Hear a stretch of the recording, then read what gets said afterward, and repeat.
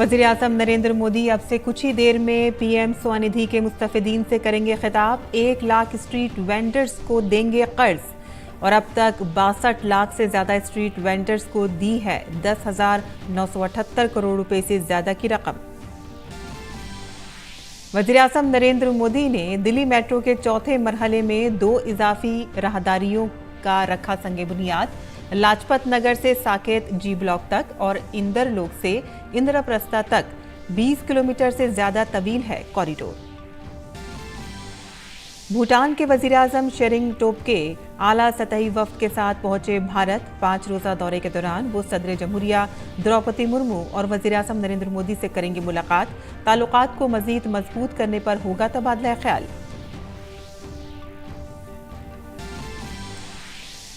One nation one election पर आला सतही कमेटी ने सदर जमहूरिया द्रौपदी मुर्मू को सौंपी रिपोर्ट। अहम तजवीज़ की गई पेशकश, आईन में मुनासिब तरमीम की भी सिफारिश। शहरियत तरमीमी बिल यानी कि CAA पर वज़ीर दाखिला अमित शाह की मुल्क के शहरियों को यकीन दहानी। कहा कि यह कानून शहरियत देने के लिए है, शहरियत छीनने के लिए नहीं। वज़ीर दाखिला ने CAA पर अपोजिशन के रवैये पर वाज़े अल्फाज में कहा कि कानून के साथ किसी भी कीमत पर समझौता मुमकिन नहीं। CAA नहीं लिया जाएगा वापस।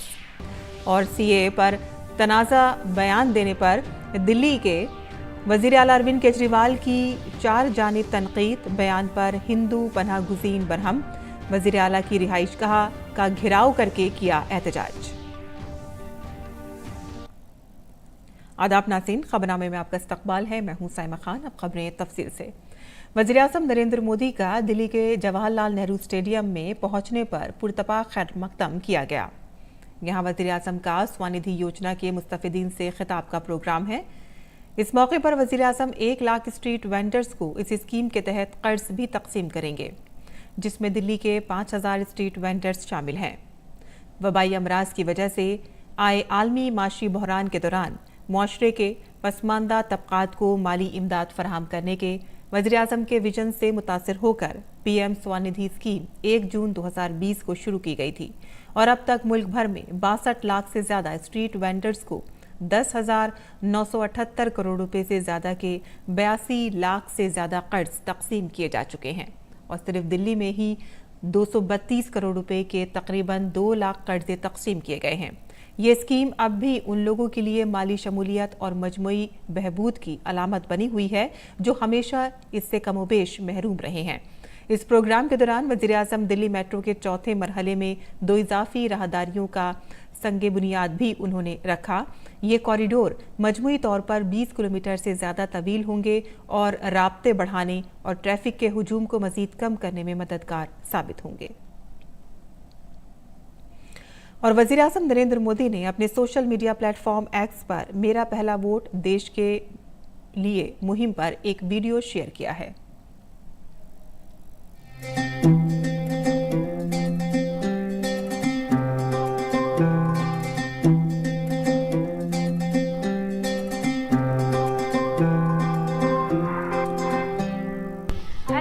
पर बच्ची नहीं हूँ पर कच्ची नहीं। मानो या ना मानो तुम, कुछ बड़ा करने की बारी यही। भविष्य देश का लिखने की तैयारी यही।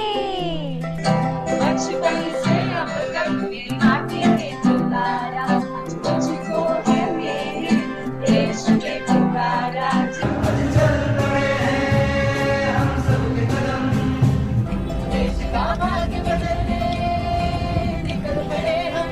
बनेगा देश महान जब वोट करेंगे हम।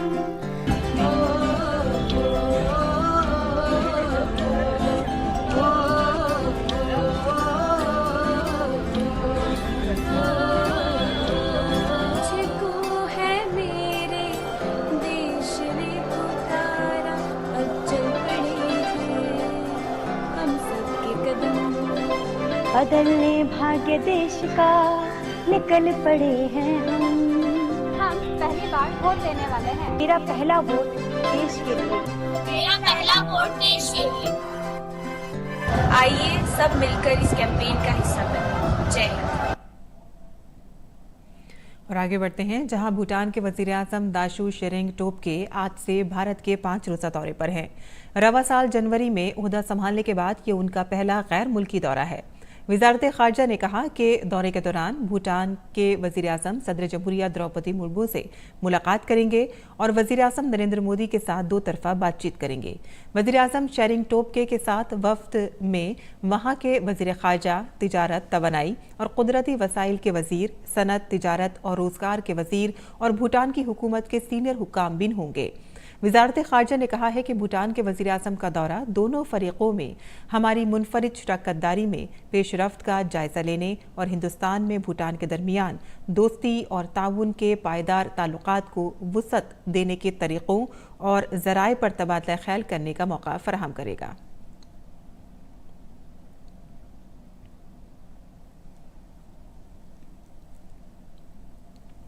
मरकजी वज़ीर दाखिला अमित शाह ने शरीयत तरमीमी बिल के नोटिफिकेशन पर कहा कि CAA से इस मुल्क की अक़लियतों या किसी और शख्स को डरने की ज़रूरत नहीं है, क्योंकि CAA में किसी की शरीयत लेने का कोई इल्तिज़ाम नहीं है।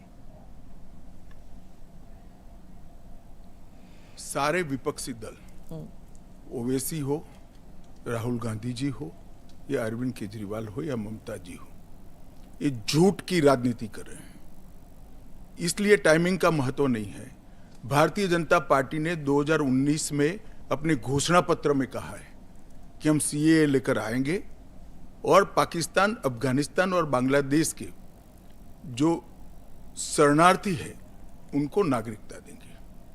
तो भारतीय जनता पार्टी का एजेंडा बहुत स्पष्ट है और वो एजेंडे के आधार पर हमें बहुमत मिला है। 2019 में ही ये बिल संसद के दोनों सदनों ने पार कर दिया। उसके बाद कोविड के कारण थोड़ा लेट हुआ। अब टाइमिंग का क्या महत्व है?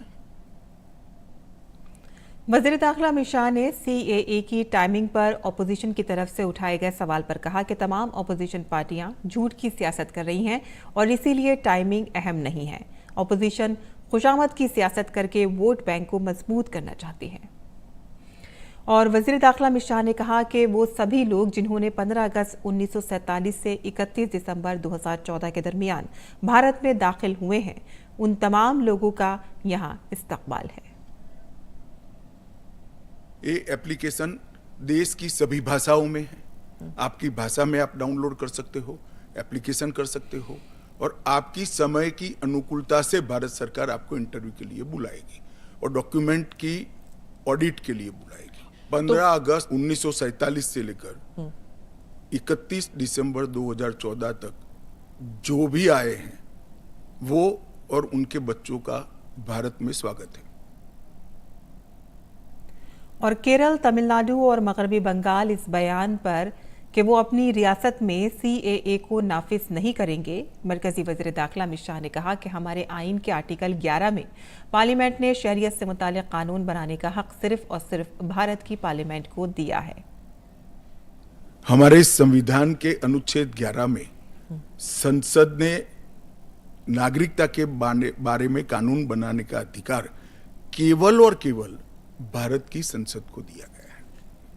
एक केंद्र का विषय है, केंद्र और राज्यों का साझा विषय नहीं है। तो नागरिकता के बारे में कानून और कानून का इम्प्लीमेंटेशन, वो दोनों हमारे संविधान की 246/1 अनुच्छेद के माध्यम से इसको शेड्यूल 7 में डाला गया है, जो केंद्र की इसकी तमाम शक्तियां केंद्र को दी गई है। वज़ीर दाखिला अमित शाह ने कहा कि CAA के कानून को बीजेपी की सरकार लाई है और इसे वापस लेना मुमकिन नहीं है। हम पूरे मुल्क को बेदार करेंगे ताकि वापस लेने का मुतालबा करने वाले लोगों को कोई जगह न मिले। उन्होंने कहा कि आइन के आर्टिकल 14 में 2 इस्तिस्ना रखे गए हैं। माकूल दर्जाबंदी में एक रियायत है और दूसरा कानून के मकासद के साथ मंतकी होना चाहिए। इंडिया अलायंस सत्ता में नहीं आना है। मैं आज आपके चैनल पर कहना चाहता हूं, CAA के कानून को भारतीय जनता पार्टी की सरकार लाई है, नरेंद्र मोदी सरकार लाई है। इसको रिपील करना असंभव है। हम पूरे देश को जागरूक करेंगे और रिपील करने वालों को कहीं पर स्थान ही न मिले इस स्थिति होगी। और जहां तक असंवैधानिक होने का सवाल है, वो आर्टिकल अनुच्छेद 14 का हवाला देते हैं।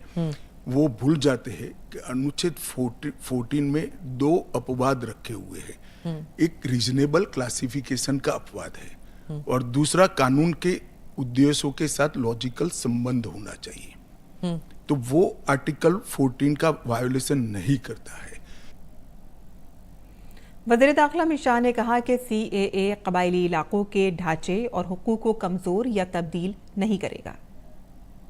ट्राइबल कंपोजिशन और उनके अधिकार को हम जरा भी डाइल्यूट नहीं कर रहे हैं। हमने एक्ट में ही प्रोविजन कर दिया है कि जहां पर भी इनर लाइन परमिट है और जहां संविधान की 6ठी सूची में जो क्षेत्र शामिल किए गए हैं, इन पर वहां पर CAA नहीं लागू होगा और वहां के एड्रेस वाला एप्लीकेशन भी ऐप में अपलोड ही नहीं होता है। शहरियत तरमीमी कानून से मुतालिक मरकजी वजीर हरदीप सिंह पुरी ने कहा कि इससे किसी की शहरियत नहीं जाएगी और इसकी तनकीद का कोई मतलब नहीं है। पॉपुलेशन हिंदूज की पाकिस्तान में 24% थी, 1947 में 1% रह गए। मैं तो खुद मुझे तो मेरा सौभाग्य था कि मैं ग्रंथ साहब को, जो अफगानिस्तान से हमारे लोग भागे थे और उनका निकाला गया था, तो ये this is a reality. So this criticism of CAA doesn't make any sense. Perspective और फैक्ट्स ठीक तरह से बताने चाहिए। किसी की नागरिकता नहीं जाने वाली। भारत एक ऐसा महान देश है, हम लोग सब, बहुत लोग हमारे से बाहर से आए हुए हैं और हम यहाँ का, this is a great civilisation. तो इसलिए कहना, इसमें डर फैलाना कि किसी की नागरिकता चली जाएगी, गलत बात है। वहीं दिल्ली के वजीर आला अरविंद केजरीवाल को हिंदू पनाह गिज़ीनों पर दिए गए मुतनाज़ा बयान के बाद उनकी 4 जानिब तनकीद हो रही है। इस सिलसिले में हिंदू पनाह गिज़ीनों ने केजरीवाल के घर के बाहर एहतजाज किया। उन्होंने कहा था कि पाकिस्तान हिंदू पनाह गिज़ीनों की वजह से दिल्ली में जराइम के वाक़यात बढ़ेंगे।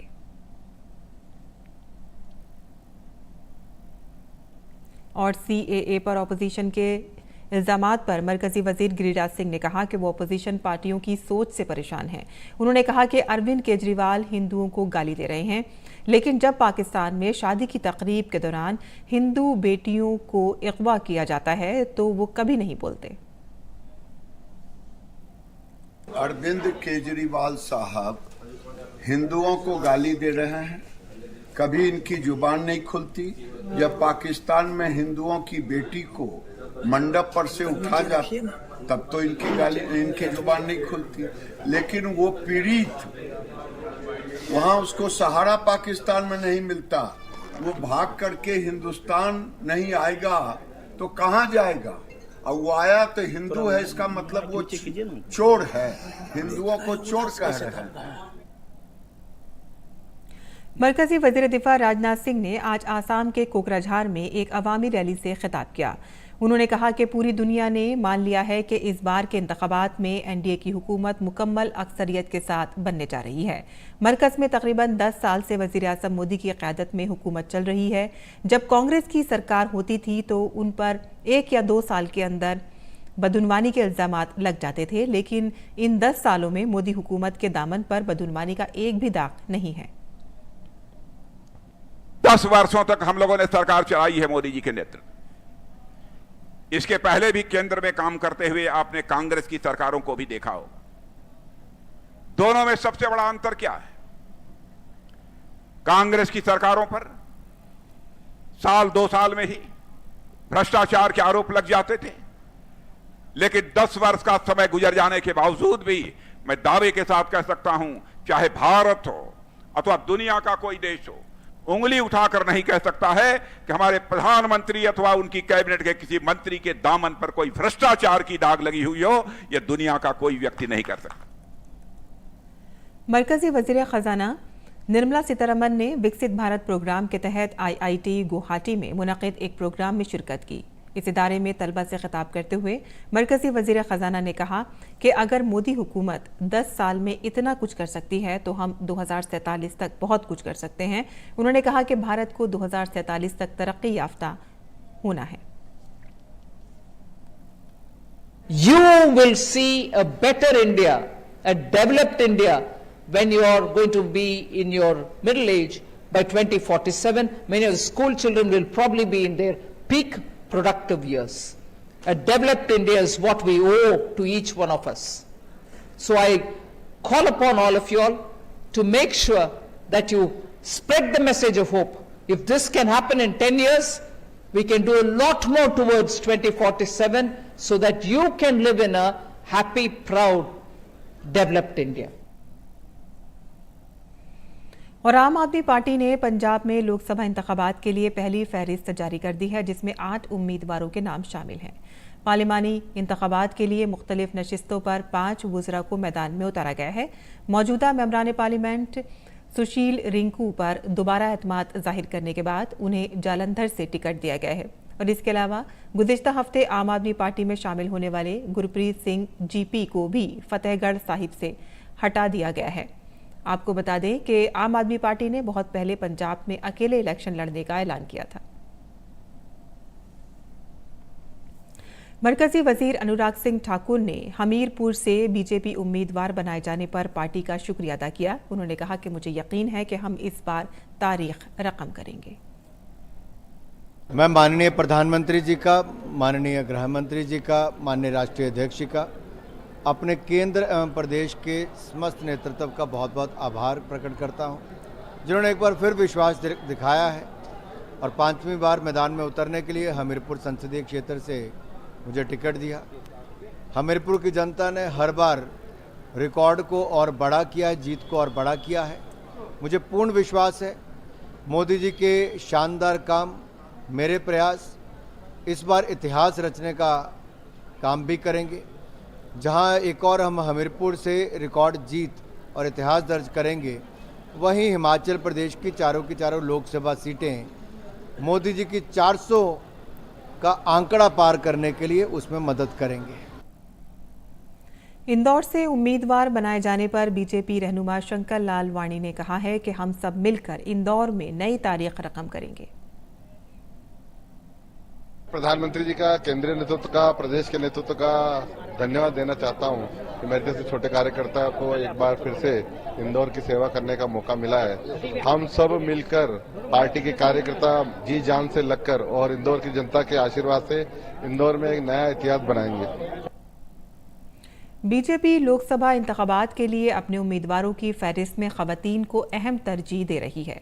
महाराष्ट्र के डिंडोरी से अपनी उम्मीदवारी पर भारती परवीन परवार ने कहा कि बीजेपी ने खवातीन को बाइख्तियार बनाने की एक मिसाल कायम की है।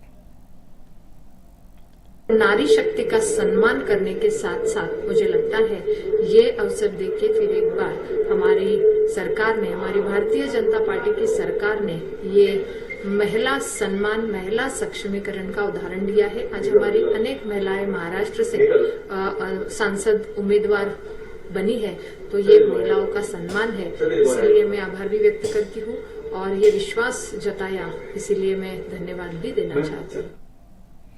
कांग्रेस की साबिक लीडर प्रणीत कौर बीजेपी में शामिल हो गई हैं। प्रणीत कौर पंजाब की शाही नशिस्त पटियाला से 4 बार कांग्रेस की रुकन असेंबली रह चुकी हैं।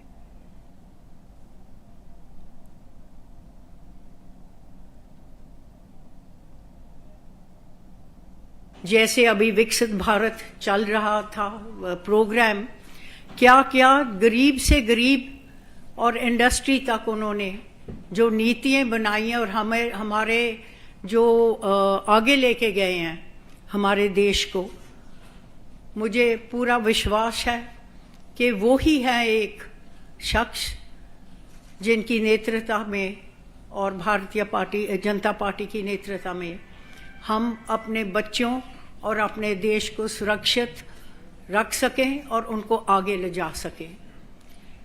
इस करके मैं भी इनके साथ जुड़कर एक हिस्सा बन के भारतीय जनता पार्टी की काम करना चाह रही हूँ। मैं धन्यवाद करती हूँ नरेंद्र मोदी जी का, नड्डा जी का। और मारूफ समाजी कारकुन सुधा मूर्ति ने आज राज्यसभा की रुकन के तौर पर हलफ लिया। राज्यसभा के चेयरमैन जगदीप धनखड़ ने पार्लियामेंट हाउस में नौ मुंतखब रुकन सुधा मूर्ति को हलफ दिलाया। इस मौके पर इन्फोसिस के बानी नारायण मूर्ति और राज्यसभा लीडर पीयूष गोयल भी मौजूद रहे। सुधा मूर्ति की नामजदगी का ऐलान खवातीन के आलमी दिन पर किया गया था।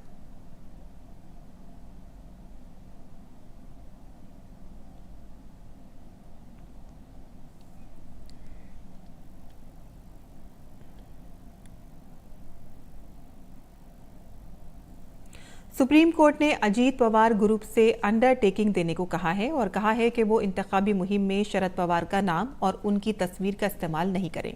शरद पवार के ग्रुप की जानिब से शिकायत की गई थी कि अजीत पवार का ग्रुप अब भी वोटरों से अपील करने के लिए शरद पवार के नाम और तस्वीर का इस्तेमाल कर रहा है और इस पर हैरत का इजहार करते हुए सुप्रीम कोर्ट ने अजीत पवार के ग्रुप से कहा है कि अब जबकि इंतखाबात नज़दीक हैं तो आपको शरद पवार की ज़रूरत महसूस हो रही है और जब इंतखाबात नहीं होते हैं तो आपको उनकी ज़रूरत नहीं होती। अब आपकी एक अलग शिनाख्त है और इसी के साथ वोटरों के दरमियान जाइए। आइंदा समात 19 मार्च को होगी। बैनुल-अक़वामी योगा डे 2024 की 100 दिन की उल्टी गिनती शुरू हो गई है और इस सिलसिले में दारुल हुकूमत नई दिल्ली के विज्ञान भवन में योगा महोत्सव का इनेकाद किया गया। इस मौके पर खवातीन के लिए योगा पर खुसूसी बहस का भी एहतमाम किया गया। योगा का आलमी दिन हर साल 21 जून को मनाया जाता है। हमारे नामानिगार नितेंद्र सिंह ने आयुष सेक्रेटरी वेद राजेश कोटीचा के साथ योगा महोत्सव के बारे में खुसूसी बातचीत की है। आइए देखते हैं। अंतर्राष्ट्रीय योग दिवस की उल्टी गिनती शुरू हो गई है। अब 100 दिन बचे हैं अंतर्राष्ट्रीय योग दिवस को और इस पर बात करने के लिए हमारे साथ आयुष सचिव वैद्य राजेश कोटेचा। सर, 100 दिन अब बचे हैं, क्या थीम है इस बार, किस तरह की तैयारी हो रही है? 21 जून 2024 को योग दिवस होगा, 10वां योग दिवस, 100 डे काउंटडाउन। इसका एक कार्यक्रम योग महोत्सव के रूप में हम कर रहे हैं। महिलाओं के लिए योग के ऊपर चर्चा करेंगे और बहुत सारे डिलिब्रेशंस हमने देश भर से एक्सपर्ट्स बुलाए, अलग अलग क्षेत्र के लोग आए हैं और एक प्रकार से ये अंतर्राष्ट्रीय योग दिवस का एक आगाज जिसको कहते हैं, उसके लिए विज्ञान भवन में एक कार्यक्रम किया है। योग सबको करना चाहिए, हर घर योग पहुंचना चाहिए, इसलिए ये सब हम उपक्रम कर रहे हैं। इस पर क्या थीम रहेगा और क्या रणनीति है? टेक्नोलॉजी के जरिए कैसे आप गांव-गांव तक पहुंचेंगे, पंचायतों तक पहुंचेंगे? थीम के ऊपर हम काम कर रहे हैं, लेकिन हम टेक्नोलॉजी का बहुत उपयोग कर रहे हैं। जैसे हमारे पास एक नमस्ते योग एप्लीकेशन है, तो नमस्ते योग एप्लीकेशन में कोई भी व्यक्ति जो योग करना चाहते हैं उस एप्लीकेशन को देखेंगे तो उनके आसपास में योग के प्रोवाइडर कहाँ हैं, योग संस्था कहाँ है, योग के प्रशिक्षक कहाँ हैं, वो उनको कनेक्ट कर सकते हैं। एक वाइब्रेक एप्लीकेशन है, वो हमने मिलेनियल्स के लिए निकाली है, युवा लोगों के लिए। तो हम लोग आजकल क्या बहुत व्यस्त हैं, लगातार ऑफिस में घंटों तक बैठे रहते हैं, तो बीच बीच में 5 मिनट के लिए योग करने के लिए 5 मिनट के लिए योग करेंगे तो वो उसमें स्ट्रेचिंग वगैरह तो स्ट्रेचिंग करते हैं और 5 मिनट में छोटा सा प्राणायाम, थोड़ा मेडिटेशन, और उसके ऊपर काफ़ी शोध भी हुआ है। और ये वाइब्रेक एप्लीकेशन को भी हम करते हैं। एक हम भुवन योग एप्लीकेशन हमारा, तो हम मिनिस्ट्री ऑफ अपना जो अर्थ साइंसेज है उनके माध्यम से हम एक भुवन एप्लीकेशन हमने डेवलप करी है स्पेस टेक्नोलॉजी के साथ। बहुत से लोग अभी जीवन शैली से जुड़ी बीमारियों से ग्रसित हैं, आप क्या संदेश देना चाहेंगे कि योग कैसे उनको फायदा पहुंचाएगा? प्रधानमंत्री जी ने कई बार कहा है कि योग जो है वो 0 प्रीमियम का इंश्योरेंस है। मतलब योग जो है वो सभी क्षेत्र में स्वास्थ्य लाभ कर देता है, खास करके नॉन कम्युनिकेबल डिसीजेस में। और हम जानते हैं कि इसके पास बहुत सारे एविडेंसेस भी है कि हार्ट डिसीज़ के लिए, मोटापे के लिए, कैंसर के लिए, सभी प्रकार के नॉन कम्युनिकेबल डिसीजेस के लिए योग जो है ये बहुत ज़्यादा लाभ देता है। मैं आप सबको निवेदन करना चाहूँगा कि आप अपने घर में सब लोग योग करें, स्वस्थ रहें और अंतर्राष्ट्रीय योग दिवस 21 जून 2024 में आप निश्चित रूप से पार्टिसिपेट करें। कैमरामैन बिना के साथ नितेंद्र सिंह, डीडी न्यूज़, दिल्ली। और साबिक सदर जमहूरिया रामनाथ कोविंद की सरबराही में एक मुल्क एक इंतखाब पर कायम आला सतही कमेटी ने आज अपनी रिपोर्ट सदर जमहूरिया द्रौपदी मुर्मू को सौंप दी है। कमेटी को मौजूदा आईनी ढांचे को जहन में रखते हुए लोकसभा, असेंबलियों, म्यूनिसिपैलिटियों और पंचायतों के बैक वक्त इंतखाबात के इनेकाद के इम्कानात तलाश करने और सिफारिशात देने का काम सौंपा गया था। कमेटी ने इस हवाले से तमाम सियासी पार्टियों की राय भी तलब की। आला सतही कमेटी ने अपनी रिपोर्ट में कई अहम तजवीज़ दी हैं। रिपोर्ट में कहा गया है कि अगर तमाम फरीक लॉ कमीशन की तजवीज़ पर मुत्तफ़िक़ हो जाएं तो इसे 2029 से ही नाफिज किया जा सकता है और इसके लिए दिसंबर 2026 तक 25 रियासतों में असेंबली इंतखाबात कराने होंगे। मध्य प्रदेश, राजस्थान, तेलंगाना, छत्तीसगढ़ और मिजोरम की असेंबलियों की मुद्दत में जून 2029 तक 6 माह की तौसीह की जा सकती है और इसके बाद तमाम रियासतों में असेंबली और लोकसभा के इंतखाबात एक साथ हो सकते हैं। साबिक सदर जमहूरिया रामनाथ कोविंद की सरबराही वाली इस कमेटी में वज़ीर दाखिला अमित शाह, राज्यसभा में अपोजिशन के साबिक लीडर गुलाम नबी आज़ाद, मालियाती कमीशन के साबिक चेयरमैन NK सिंह शामिल हैं। लोकसभा के साबिक जनरल सेक्रेटरी सुभाष कश्यप और सीनियर एडवोकेट हरीश साल्वे भी इसमें शामिल हैं। और इसी के साथ ही हमारा खबरनामा यही ख़त्म पसीर होता है। हमारी पूरी टीम को दें इजाज़त।